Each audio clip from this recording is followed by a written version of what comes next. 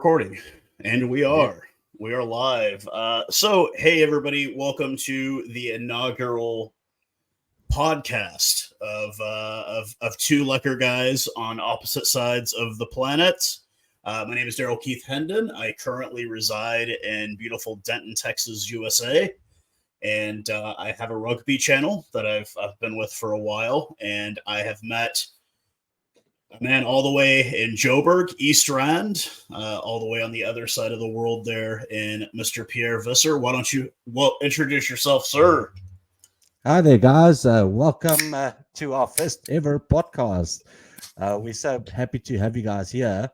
As Keith rightfully mentioned, I also have a channel on YouTube, also mostly covering the rugby at the moment. But of course, I'm really looking at the whole of South African culture. And of course, I've met Keith online. And we thought, hey, we actually got a couple of things that we've got in common. And it would be great if we actually started a podcast and really just suss out all the things that we find interesting about both our countries and similarities involved. And of course, also the differences. So maybe we can learn from each other and grow from there. Yes, already starting it off with a word that I wish people would use here, sussed up. Nobody uses that here in America, but it is a great word that's used.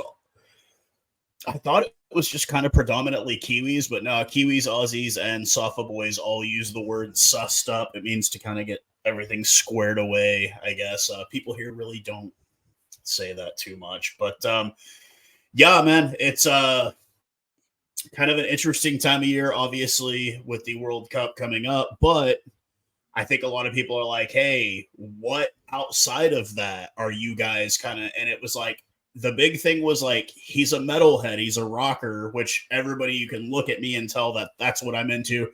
He's just as heavily, if not more, tattooed than me. But that was kind of the thing, is like everybody, yeah, he's showing his sleeve out there. But I think everybody, it's like rugby is kind of a worldwide thing, and it's kind of like, oh yeah, there's heaps of rugby fans, but there's not really, you can't sit and say, oh yeah, there's heaps of rugby fans that are also into heavy music at the same time. But I also think it's a little different also, because where we both grew up, like, I guess the access to that type of music was probably like completely opposite for the both of us, because I grew up in North America where you had metal and punk shows 4 or 5 nights a week, every week, all year growing up. And it's not really as common in South Africa, obviously. Do you guys have like a metal scene in South Africa anywhere? Like, is there a metal scene there? Look, in the current state of things, when I moved to the East Rand, there's not a lot of places anymore for that metal scene. But there was, when I was growing up, there was places like Zeppelin's, which was a nightclub in Pretoria, which was purely only metal music being played all days of the week. And we generally, we used to go there quite a lot. And guys like your Fok of Polisikar, which I'm sure you've heard of before, when you came this side, they actually performed there a few times as well. And there was also a place called Nile Crocodile back in the day. I don't know if it still exists, to be honest, but I know Zeppelin's has closed down. But Nile Crocodile also had quite a couple of metalheads hanging out there. So we had bands like Cutting Jade back in the day that used to perform there. Sarin Gas, of course, performed there. I don't know. A lot of people probably know Sarin Gas now as Cedar, because, of course, there was a bit of a controversy with their name when they moved to the US. So, excuse me. So there was quite a bit of a scene back in the day. There was also a radio station where I grew up in Pretoria called Tux FM, which was 107.2 FM back in the day. And that was really a university radio channel, but it played only metal music, like rock music, metal music. That's all it played all day long. And I really grew up with that type of scene. So, but when you see the average South African, Not a lot of metalheads, eh? Not at all. It's kind of funny living here in America, obviously, and having traveled pretty extensively. You do realize, like, as far as the music goes, obviously we have a lot of big stuff that comes out of here, but surprisingly, at least in South Africa, the main acts that I saw that were kind of popular there, as well as being popular here, were obviously the pop artists, the hip hop pop artists, the top 40 stuff. But for me, surprisingly, country music was actually like American country music did really well there. And I guess that's that old Boer mentality, that farmer country kind of mentality that gets it. But I will say this: in all my travels, it's kind of interesting. Not the biggest new rap or hip hop. I'm more like the 80s and early 90s guy, but like the number two country as far as consumption of rap and hip hop music. What country do you think it is, Pierre? Like, what is the number two consumer in the world? Number two consumer. Obviously, number one is America. Obviously, 100%. I know Germany is a lot of rock and metal, right? No, Germany is number two. Germany is the number two consumer of rap and hip hop music in the world. They even have their own rap and hip hop scene. It's pretty crazy. But like when it comes to metal music, like for all my travels, like I said, Christchurch, New Zealand has a massive metal scene in Christchurch. Obviously, Melbourne, Australia has everything, but you know, including a bunch of Aussies hand rolling ciggies in the wind. It's people like, hey, describe Melbourne. Melbourne is like Austin, Texas. It's like it's a bunch of dudes that roll their own cigarettes, drink craft beer and coffee, and just like smell like patchouli. It's just hipster central for Australia.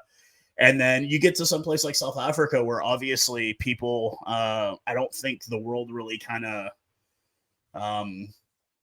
really gets the diversity in the country. I mean, they call it the Rainbow Nation, and I mean, if you've never been there, it literally is a rainbow nation. Like it's 100%. Every color, creed, everything is there, and it's this is the thing, right? So just to I'll come full circle just now, but just to touch on your music side, the South African people, especially the Afrikaner people, right?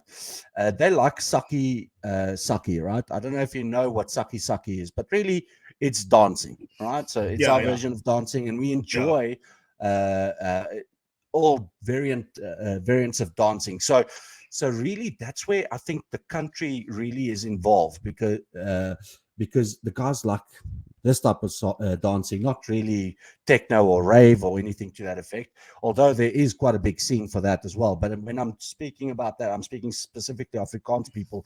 They tend to have a big love for dancing, right? So that type of music really fits in properly with that type of setup. So that's why I guess the Afrikaans music scene is also very big in South Africa. So even myself, I'm quite a big fan of Afrikaans music because, number one, I'm Afrikaans, if you couldn't tell by my accent. But also the second reason for that is it gives you a sense of pride, right? Like there's guys that, Bok van Blerk, for instance, the guy's name is, that guy, when he starts singing, I feel like I need to go get my oxen wagon, all right, and I'm about to go trek across the Drakensberg, you know what I mean? So it just makes me feel so much more South African, I guess, and proud in myself just by listening to that music. Though that being said, my majority of music is, of course, metal. In itself, I probably say about 80% metal. Probably about 15% hip hop and about 5% Afrikaans. So, but when I say hip hop, I also enjoy the 90s and those type of guys, like Tupac and Biggie and, those type of guys. So the classics. Yeah, 100%. So I think like you kind of we go back to the metal thing because we're both kind of from that aggressive. I kind of came out of it more from like the punk rock thing into like hardcore, into metal, like thrashy stuff. it's kind of one of those things too, that it's like kind of a cultural identity thing. I think if you're kind of an outcast and an underdog, you gravitate towards that music. And I think with Afrikaners, because there is so much pride, so much of hold your chin up and stick your chest out and be proud. It's kind of hard for them to rally around something that's like very angry and aggressive, even though there's very few ethnicities, nationalities that I want to piss off more than an Afrikaner, just because like when you piss off an Afrikaans person, you know it. Like it's immediate. Like it's 100%. there's no like rising levels. It goes from like lekker to I'll tell you this, my friend. It's like okay, there's no like half. It's either all the way off or all the way on. And I think 100%. with metal music, it's like there's varying degrees of it. And I think with Afrikaans people, they don't have a varying degree. You're either super pissed off or you just want to have a beer and a braai and chill. Like there's no in between. And I think that's kind of partially the reason why in some places metal music doesn't do as well, just because of cultural kind of things. And like, but then there's places like New Zealand, like Australia, like the United States, like Europe, where like you have these varying degrees of like being pissed off and upset. Yeah.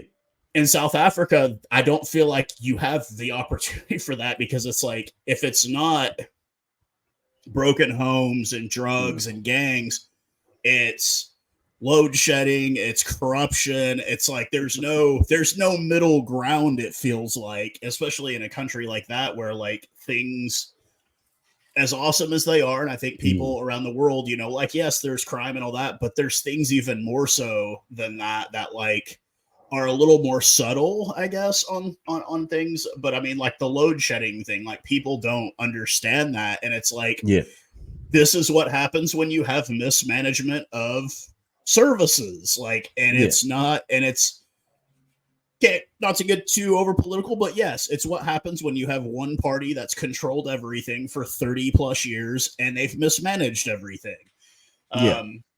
And I, you know, to kind of explain it to people outside of South Africa is a bit of a hard sell, just because they don't understand how things are. And it's when you meet people that are into metal music from a place like South Africa, they're die hard about it, because there's no halfway. There's no like, oh, I sort of like it a little bit. No, it's like you're either all the way or you listen to nothing but Kurt, Darren, and Snotcop. Like it's look, at the end of the day, right? If you come to me with Nickelback, I'm gonna headbutt you in the face, probably, right?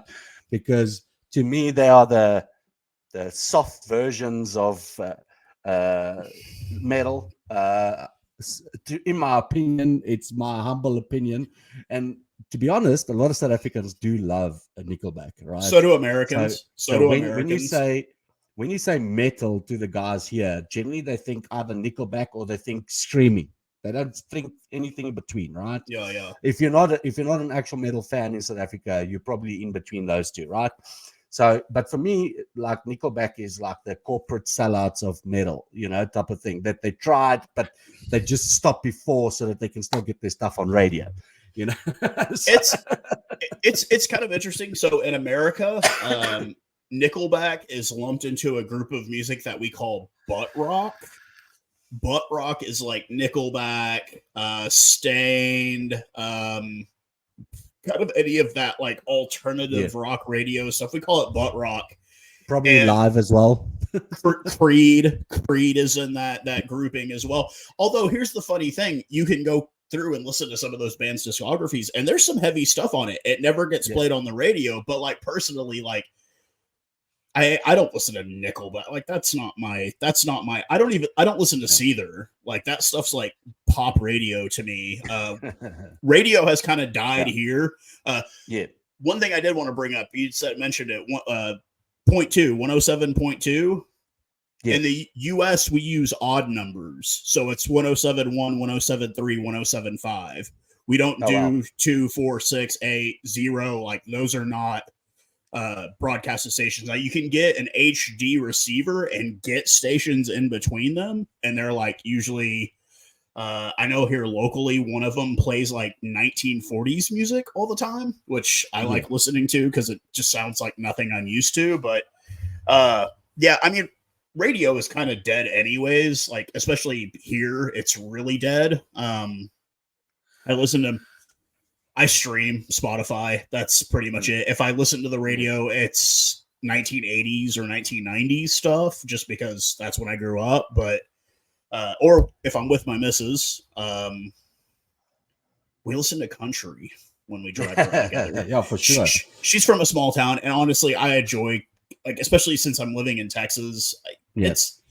I wouldn't like go out of my way, but like, yeah, I mean, it's relaxing music, especially when all you listen to is a lot of heavy stuff constantly. But it's kind of funny with like that whole kind of situation. And I know occasionally bands do make their way to South Africa. Like I know Deftones has been there. Has Metallica ever played in South Africa? I believe they have, yes.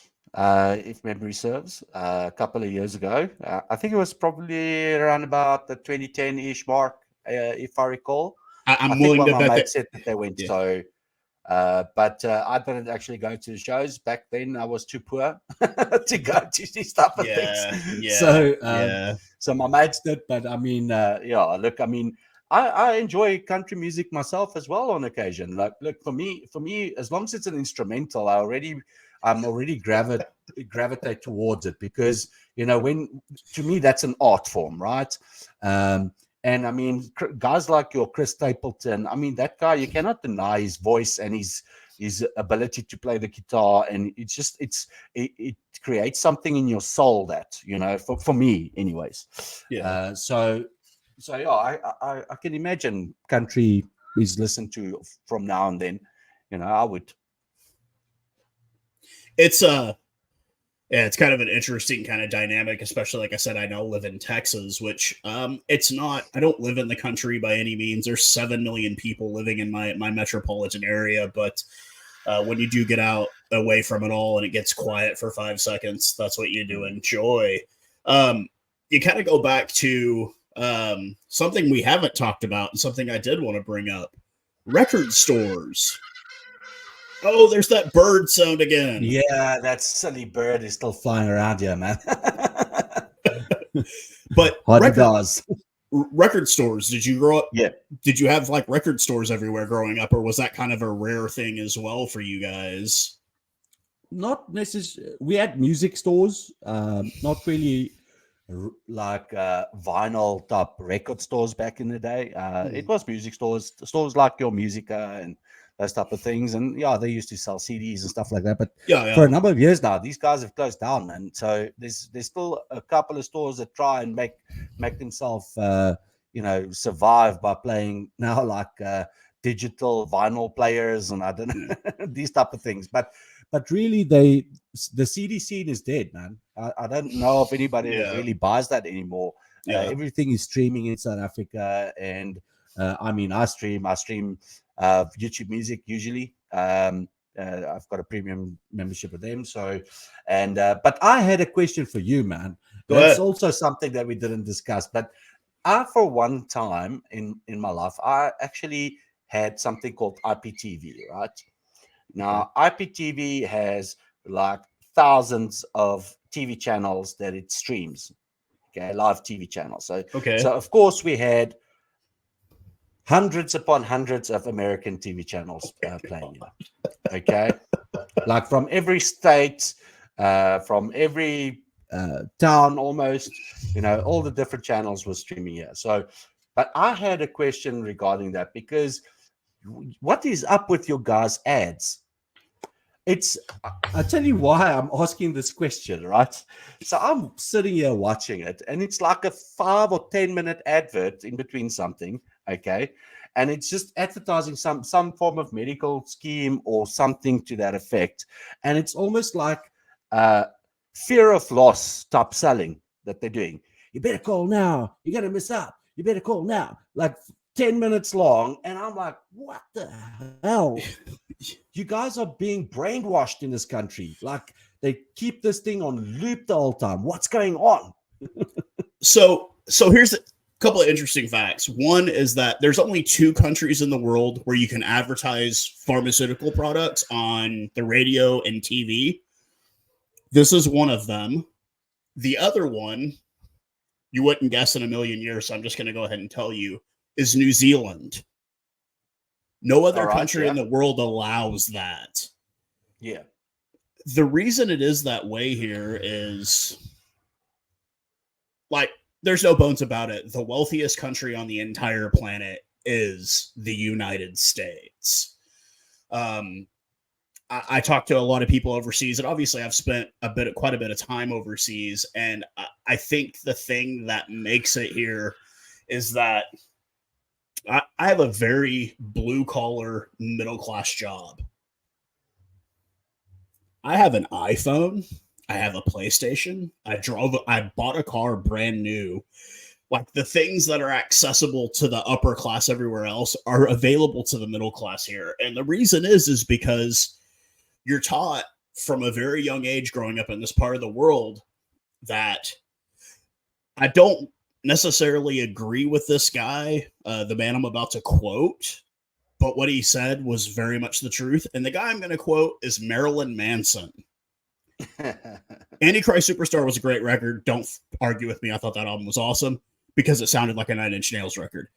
He was in a documentary called Bowling for Columbine, and he was like, the problem with America is as soon as you're old enough to understand, you have the acne commercial come on. The chick won't kiss you if you've got acne. She won't kiss you if you've got bad breath. Nobody's going to respect you unless you drive a $50,000 car. If you're a girl, dude, the war on women in this country and advertising is even worse. From the second they're old enough to understand, they're told that they're overweight and they're not attractive. Yeah. It's the monetization of that fear that, oh man, if I don't have clear skin, I'm never going to get laid. If I don't have nice teeth, no one's going to want to be around me. And it's that monetization. It's fear.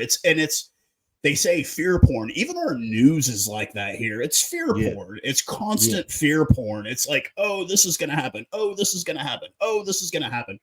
I don't even watch the news locally here because every time you turn it on, it's somebody got killed, somebody's dying, or you're about to die. And it's the magic of advertising here is that it's constantly, you either need to buy this, your life's not going to be complete if you don't buy it, or if you buy something else, you're going to, you know what I mean? Like, it's that constant. And with the pharmaceutical commercials, it's gotten worse. It used to be like, oh, do you have high blood pressure? Take this. Now it's like, oh, do you have high blood pressure? Take this, but beware that this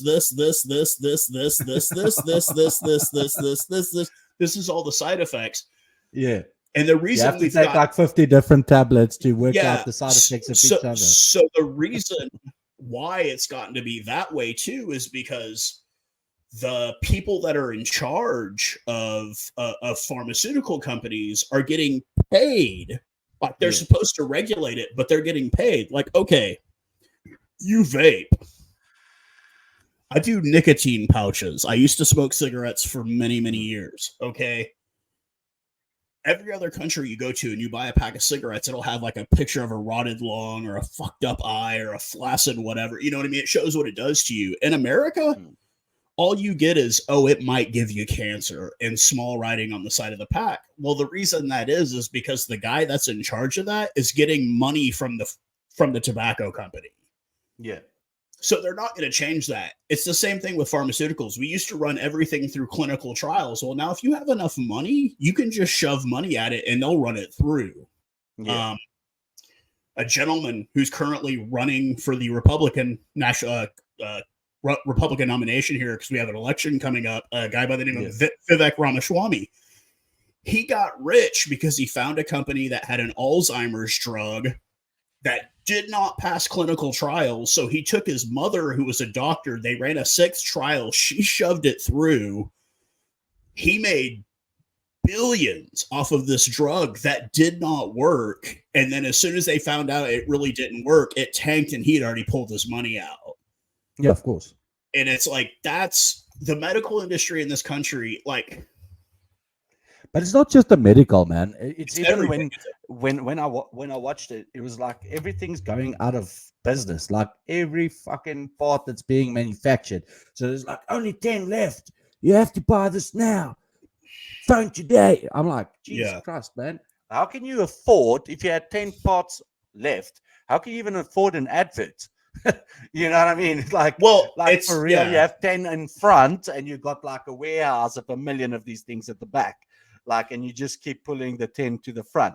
So I'm like, geez, it's just mental, the type of advertising that goes on in the US. It really is crazy.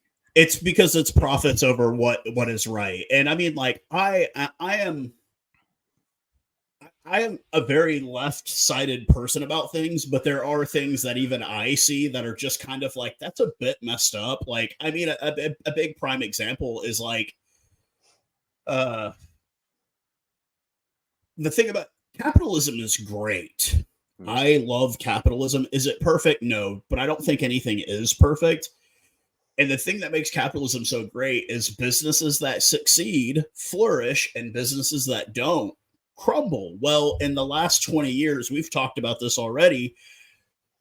Our government has decided businesses that didn't flourish deserve money. And it's like, no, that's not how it works. You don't, if you have a failing product, don't pump more money into it. That means nobody wants it. Let it die. That's the beauty of capitalism. It's replaced by something better.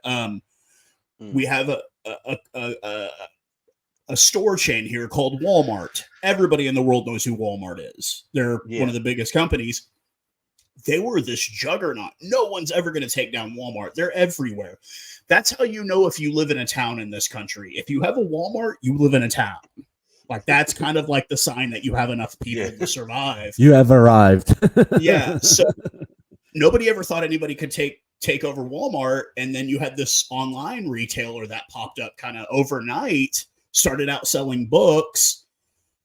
And now you have Amazon, which is now you're starting to see Walmart hurting because they can't compete with Amazon. And that's capitalism. That's how it works. You go where your money, you choose where your money goes. And it's kind of, that's what America is. It's consume, consume, consume. They made a movie back in the 80s called They Live. It was a hilarious kind of horror sci-fi movie. But yeah, that's America. You consume. You consume. America actually reminds me of a movie called WALL-E. Yeah, yes. Yeah, we're all fat and we have to have robots do our jobs. Yeah, it's not quite that bad yet, but it's the problem. I mean, people like always want to know, like, how is America what it is? And it's like, I'm telling you, the reason is that you can be middle class here and live very, very well. That is the beauty about America, is that credit is very easy to get here. Like, I have like too many credit cards. Well, that's how Dean and Sam Winchester managed to survive. Was credit cards. Yes. Supernatural, the series. Yes. Let me tell you this, my friend, to sound like an Afrikaner. They filmed none of those shows in the places that they said. Like, they showed an episode that was in Plano, Texas, which is like 30 minutes drive from me. And the house had a basement. Let me tell you this. There are no basements here. There's no basements in Texas. The water table is too high. I didn't expect everything to be true, though. I mean, how much of things are getting shot on location versus how many things are being shot in studio. So I would have imagined that there's a lot of that stuff that's actually in studio, made up, built for that purpose. But I actually enjoyed that show, to be honest. I will never be able to watch. I don't know if you've seen, there was a new Winchester that actually came out, series. No way. And I just can't watch it, to be honest. I can't bring myself. There's only Dean and Sam, you know. Jensen Ackles, that's the guy that made it for me, you know, that made the series so great for me. So I know it's a bit off topic there, but two Texas boys. Two Texas boys. They're both from Texas. Both those actors are Texas boys. No, that show was actually filmed in Vancouver, British Columbia, and I don't Yeah, know. Did you see the second Deadpool movie? I did. Yes. The one with the little Kiwi actor Julian Denizen, where he's like Yeah. shoots flames and shit. So there's an episode of Supernatural that's shot at that exact same school he was in Deadpool 2. They used that exact same filming Oh, location for real? on Supernatural. Yeah, I recognized it as soon as I saw the Supernatural episode. I'm like, hey, that's from Deadpool 2, and it's a school in Vancouver, so or in British Columbia, excuse me. But like, yeah, so that channel that you watch Supernatural on here is called the CW Network. The Yeah, yeah. CW No, I know Network CW. Yeah. has been notorious. It was called the WB for the longest time. For me, growing up as a child in the 90s, it had a horrible show. God, it was so bad, but I watched it because I was a teenager, and the show was called Dawson's Creek. It's so bad. James van der Beek, or however you pronounce that guy. He also lives in Texas now as well. He lives down by Austin. So yeah, it's Varsity Blues, eh? yeah, another Texas-based movie. That's you bring up that Vanderbeek name, and there was another show that was very popular as a teenager here called Saved by the Bell. Oh, yes, I remember that. So the lead on that show, the guy that played Zach Morris, is a guy named Mark Paul Gosselaar. What people don't realize about Mark Paul Gosselaar is Mark Paul Gosselaar can actually speak Dutch. His father is Dutch, his mother is Indonesian, and every interview they'll see with him, his people will always try to get him to speak Dutch because it's not a common language here. And they're like, how do you actually say your name? And he's like, Husler. They're just like, what? It's like, yes, it's Dutch. It's Husler. It's not Gosselaar. Or hater or lover. Charlize Theron. Yeah, Charlize Theron. Come on. It's and Theron here. When you ask her what's your surname, she's like, I'm Charlize Theron. And I'm like, don't be a fucking poser, man. Be yourself. Be who you are. You are South African, okay? So don't go pretending like your surname has now changed. You are Tron. You're born in Benoni. You're flipping 3Ks this way, away from my house, okay? So come on. You're not kidding anyone. It's hilarious. I know this is like our first episode, but let me just get this out of the way. Go ahead. I've already told Keith before. Go in. There is not 44 people speaking Afrikaans in this fucking country, all right? I don't know where she came up with that statistic. It is not true, all right? There's 4.4 million Afrikaans people in this country, okay? So if you want to tell me 44 people are speaking Afrikaans, then I say to you, sir, that you are sorely mistaken. And that's just Afrikaner people speaking it. That's not everybody in the Western Cape that speaks. Yeah. So please, Charlize, keep yourself to yourself. You have no clue what's going on in South Africa. You've been so far removed. You've probably not been here 20 years. All right. You know nothing what's going on here. You know what? I start to sound like Ricky Gervais when he started telling those people to not have a political speech because they all have less schooling than Greta Thunberg. I mean, come on, really, women? Keep yourself to yourself, please. It's funny. For those that don't know, South Africa has 11 official languages. You hear a lot of them. I think it is the only national anthem. I think it's the record for most amount of languages in a national anthem, but 5 languages in the national anthem. Yeah. So obviously, what would you say is the number one spoken language in South Africa? English probably would be one, I'd reckon. I'd probably say, English is probably the number one language to converse between all cultures. Yeah. Whereas I would probably say Zulu being the next. Really? Okay. So you find a lot of these guys. I don't know if it's called Fanagalo or what. I know my uncle used to say he speaks Fanagalo, but it's really like a mixture of languages. So, the guys can be from all different states and different denominations, but they tend to find a way to communicate with each other. And I think there's a lot of commonalities between the languages. So that being said, I would probably say Zulu. If I had to guesstimate it, I'm not 100% accurate. I mean, the guys can correct me if they want, but I'd probably say English, Zulu and Afrikaans being the most spoken languages in this country, because Afrikaans is, after all, uh, a must-have language in school. You Yeah. have to have it, Afrikaans, and of course English is also a must-have. And then generally, when you're growing up in primary school, based on where you're at, you generally have different languages as a third option. So generally, it's, say, for instance, if you're in Northwest, it's probably something like Tswana or something to that effect. Yeah. If you're going to Springs, that side is probably Northern Sotho, or you know, so all the different types of depends who's predominant, I guess, in that specific area from a culture perspective, which will then define the third language, I guess. What do you think Sia Khaleesi, what is his other, Sia Khaleesi speaks English, obviously. What's his main language that he speaks? God, man, if I had to tell you, I'd lie to you, man. I would guesstimate probably Zulu or Xhosa. I think it's Because Koza. yeah, because that's the two biggest cultures, I would say, from the African denomination. So those are probably the two biggest ones. Yeah, so I would say it's one of the two. can't can't be more right than that, I guess. Well, like Because you I get don't actually know. Yeah. You can. There's an interview that's been posted recently. It was a press conference where they had Dion Forty. What a good grown man he is.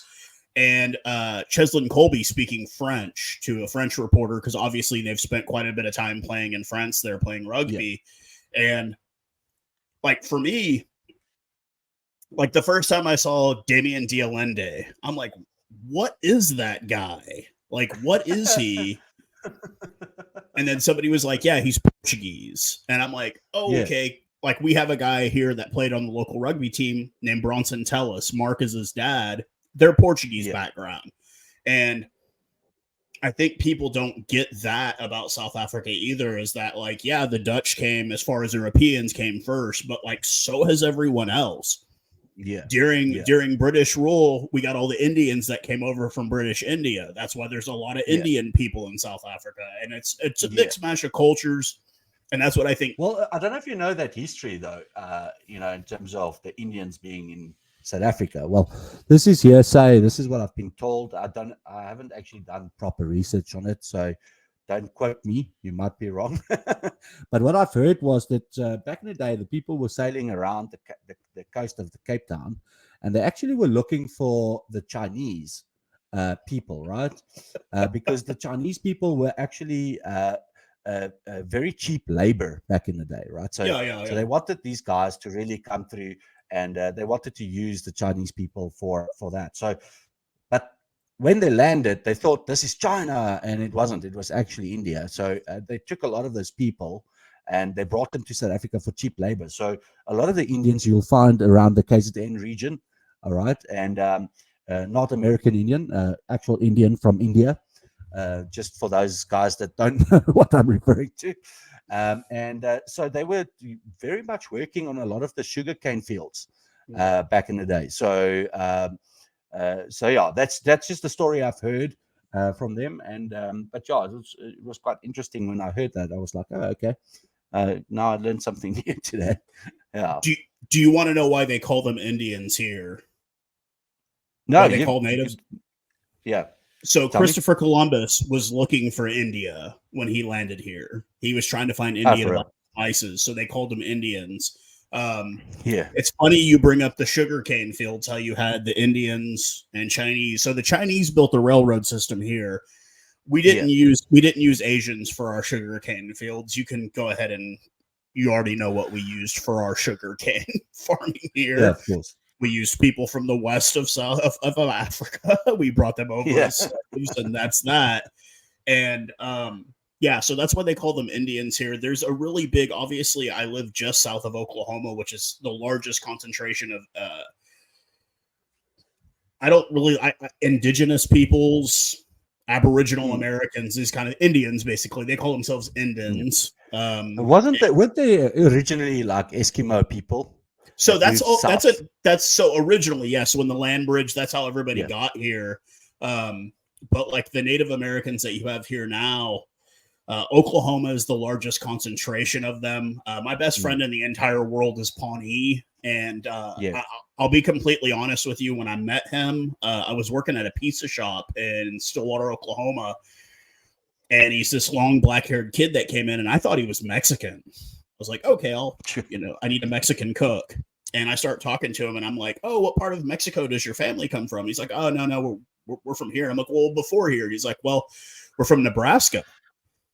I'm like, oh, did you work like the meat packing plants? And he's like, no, that's where my people are from. And I'm like, what do you mean your people are from? And he's like, I'm Pawnee, man. And I'm like, oh shit, I thought you were Mexican. Like, and it's funny because like growing up, you're kind of shown that they're shorter people. Jordan is like taller than me. And I'm like, why are you so tall? And he was like, well, because there were no lawnmowers. You had to be tall to see over the grass. And it was like, okay, that makes sense. But it's funny because it's like you don't really think about that. But like, yeah, there's been a really big kind of resurgence in the culture that happens every 30 or 40 years in this country, where people act like they really, really like care about the issues of indigenous people.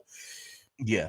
And it's all just kind of, the tribes, if it wasn't for the casinos in Oklahoma, they probably would, because we don't have casinos in Texas. So you have to go to Oklahoma if you want to go to a casino. Yeah.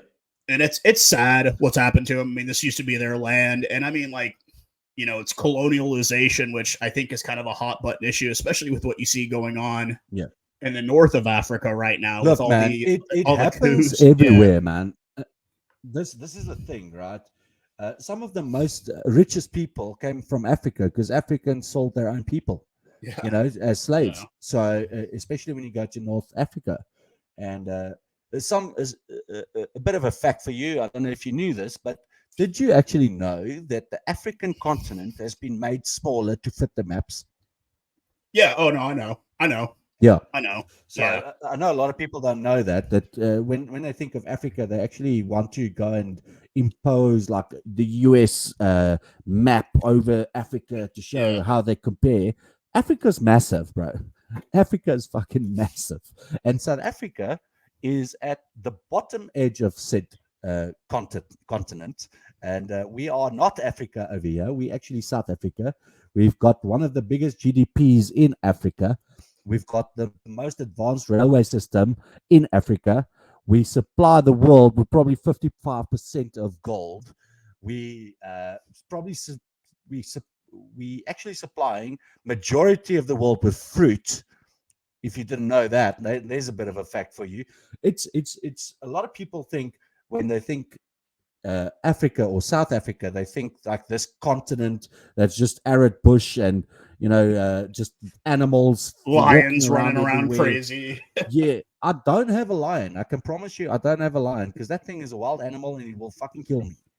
So I don't want it here. And I live in a city that's 6.2 million people. All right, and it's an actual city. It's not just a town. And it's no savannah in between, right? I know Johannesburg has got the biggest man-made jungle in trees, the most amount of trees planted in the city in the world. That's Joburg for you. But that's not a jungle. There's no animals there. Only the people robbing each other. Or just, I think for a lot of people, they don't get like even just the diversity, not just in South Africa, as a continent. Like your neighboring countries, you've got a country next to you that speaks Portuguese. You've got a country that speaks Italian. You've got countries that speak French. You've got countries that have their own languages, Creole, etc. These kind of things. And it's like, people don't realize, like, and I mean, so this is kind of something that does a bit bother me because obviously, my ties to this, Republic of South Africa. Yeah. I feel like we kind of get, especially as white South Africa, we're kind of the whipping post of the world when it comes to the continent. Like nobody else gets called out. Nobody calls out Belgium for what they did in the Congo. But you talk about a white South African, apartheid. And it's kind of bullshit, in my opinion, that like we're kind of the whipping post of the world when it comes to Africa. It's like, we're the ones that decided to stay. So now we get the ire of everyone else for deciding to stay. And it's like, it's really, it's sad. It's sad. there was in the news, I kid you not, yesterday. You know about that fire you asked me about that Yeah, yeah, happened in in Joburg Joburg. CBD? Yeah, yeah. All right. So obviously, there's a few people that died there, probably 70 odd or 80 odd. I really don't follow the news much because, as you mentioned earlier, it's just a lot of people dying all the time and bad news, bad news. So, but yeah, there was this. I don't know if it was a minister or what in South Africa, but she was going on. This is what we get from uh, apartheid. This is still long lasting effects from apartheid. And okay, so it's not mismanaging of billions and billions of dollars. All right, it's not municipalities that's not doing their jobs. It's not the power grid that's not working. It's not people creating tenders, then giving it to their friends so they can get kickbacks. It's none of the above. It's none of these things, right? It's still from 30, 40 years ago. It's from apartheid that let that city go into ruins. Okay, it's not the non-protection of our borders, having everybody illegal coming into our country and setting up shop in the middle of Joburg CBD, hiding away because we're not going in there to remove these people. All right. It's none of these things. It's still apartheid. This is what the lady said. It's still the after effects of apartheid. This fire that happened. Can you imagine? They would blame anything on apartheid these days. Well, I mean, in the same respects, okay, I live in America where there is a school shooting, it seems like every week here, Yeah. and it is everything but the guns' fault. It's everything but access to guns' fault. It's bad mental health care, it's bad parenting, it's bad schools. It's not the access to guns. That's not the problem. Yeah. When in reality, that is the problem. I Yeah. feel like I said, kind of getting back to the whole South African thing, it's like you don't hear about what the Belgians did. You don't hear about what Yeah. the English did. You don't hear, like, people here, especially outside of South Africa, when you hear the word concentration camp, they automatically go to World War II, Hitler, the Nazis. Yeah. They don't know that no. 40 years before that, the English were using concentration camps on our people in South Africa. But you don't hear Yeah. that. You don't hear that part of it.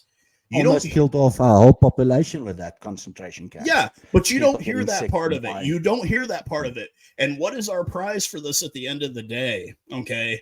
The prize for it is that you get to be the whipping post for the entire world. Nobody talks about anything else that anybody did in Africa, what the French did, what the English did, what the Portuguese did, what everyone else.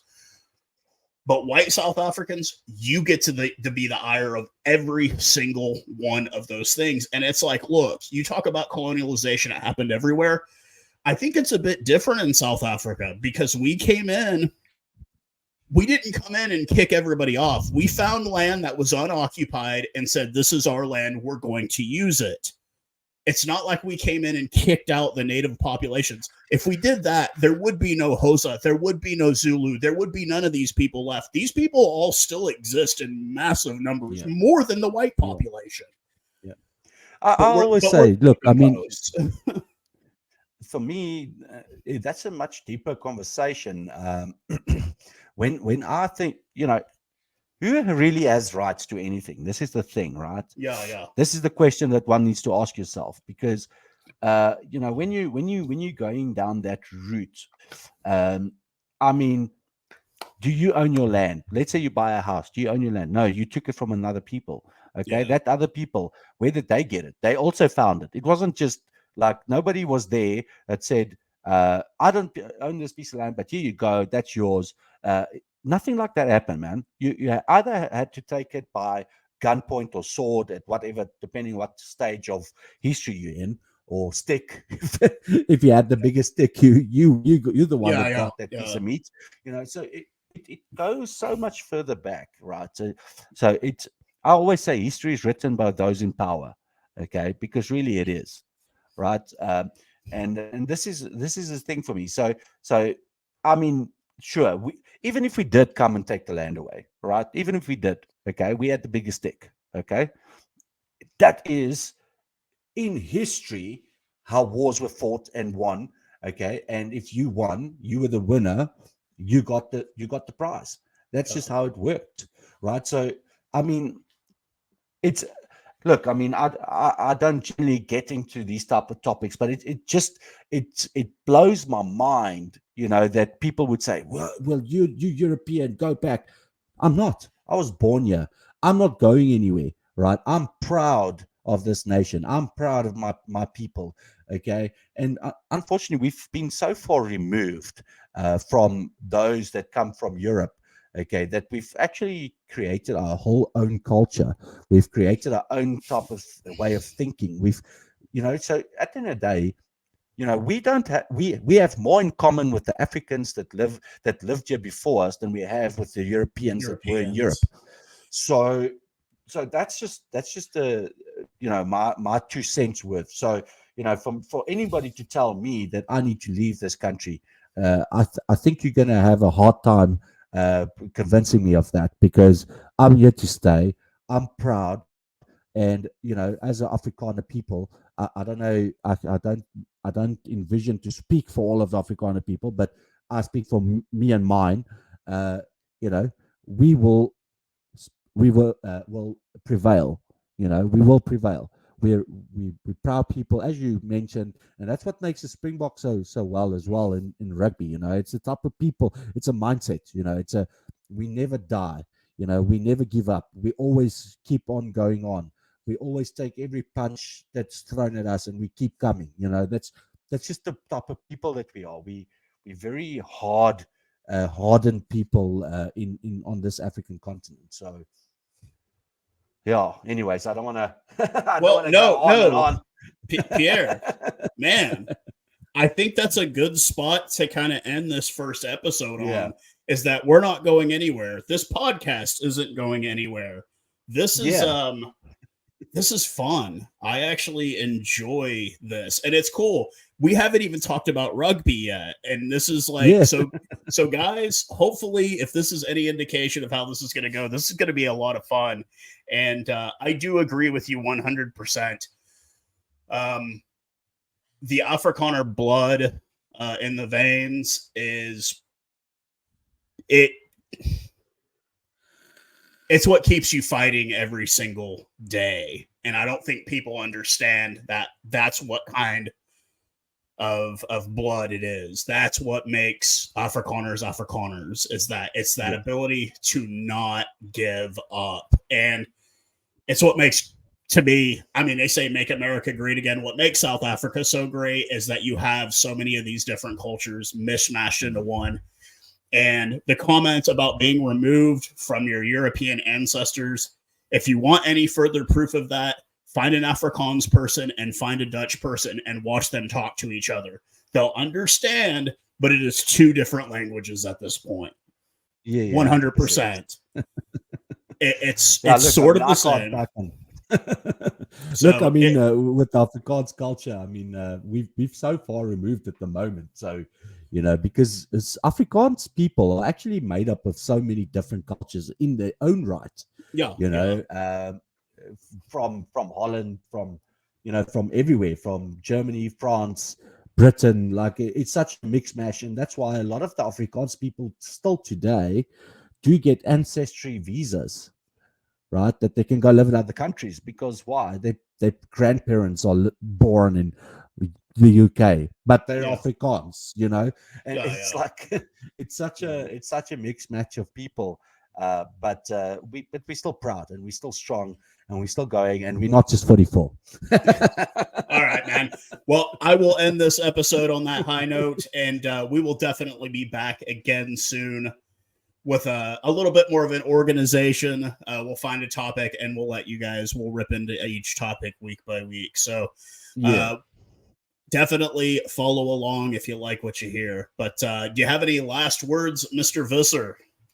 No, well, I don't really have last words, but I just want to wish everybody that's coming on this journey with us, I wish you all a fantastic day. And I'm thankful for everybody's input and everybody's,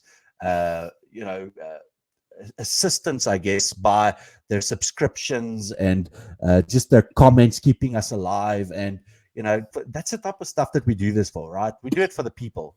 We do it for those that 100%, man. that feel like they 100%. maybe in the same shoes as us, or maybe they want to learn something new, whatever it may be, whatever might bring them to our channel. We're proud to have you. We're thankful to have you, and we're looking forward to have you join us on this epic journey, I would call it, between myself and my friend over here in the US of A, Keith. I don't know. Do you have any last words? Nah, man. Buy a donkey, guys. Be safe. Hundreds. Cheers, man. Ciao. Hold on.